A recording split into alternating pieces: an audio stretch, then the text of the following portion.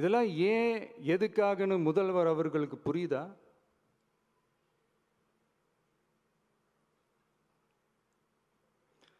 Supreme court சொன்னதோட மட்டும் இல்லை, நிஜத்திலும் இன்னைக்கு மக்களுக்கு இந்த கவர்மெண்ட் மேலே இருக்கிற நம்பிக்கை மொத்தமாக மண்ணுக்குள் புதைந்து விட்டது. இதுவாவது முதல்வர் அவர்களுக்கு புரியுதா? புரியலனா 2026 தேர்தலில் இந்த திமுக தலைமைக்கு மக்கள் இன்னும் ஆழமா அழுத்தமா புரிய வைப்பாங்க.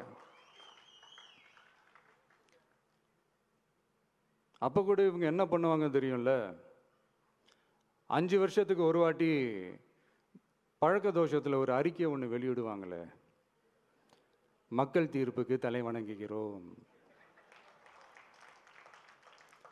அப்படின்ட்டு அந்த அறிக்கையை வெளியிட்டுட்டு இப்போ அறிவாலயத்தில் போய் ஓடி ஒளிஞ்சுப்பாங்க.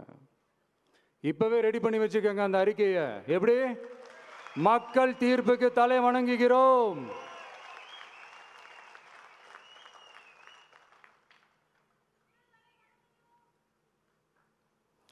நான் போன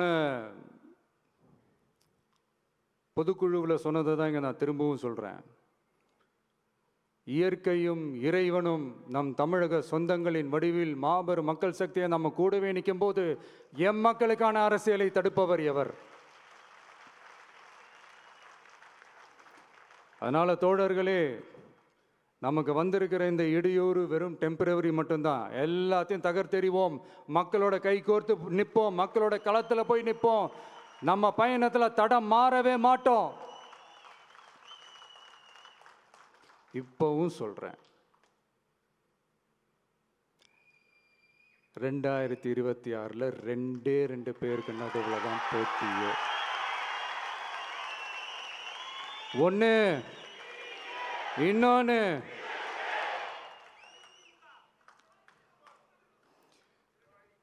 இந்த போட்டி இன்னும் ஸ்ட்ராங்காக மாறப்போகுது. 100% வெற்றி நமக்கு.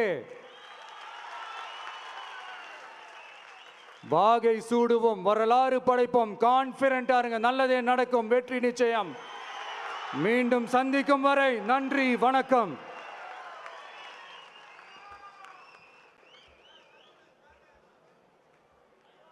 வெற்றி தலைவருக்கு ஒரு அரங்கம் நிறைந்த கரவொலியை பரிசாக தருவோம். 2026 வெல்வோம்.